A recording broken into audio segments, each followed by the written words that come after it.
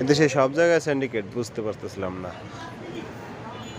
India versus বাংলাদেশের ticket কাটার জন্য ঢুকলাম ফুটবল ম্যাচে, সব জায়গায় দেখে সোল্ড আউট। দেখেন এই যে sold out, sold out, sold out, সব সোল্ড আউট। এমনকি দামি টিকিটের লিমিটেড ঢুকছে, তাও ভিতরে টিকিট নাই।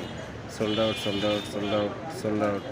দেশের কী শুরু হয়েছে? সব জায়গায় সিন্ডিকেট করা, টিকিট বিক্রি করে। আমি দুইটার সময় ঢুকছি, জাস্ট সব সোল্ড আউট। তারপরে আমি ভাবলাম যে ভিডিওটা করি আপনাদের জন্য। সব জায়গায় সোল্ড আউট দেখায়, কোনো জায়গায় টিকিট নাই। এদেশে কী হবে?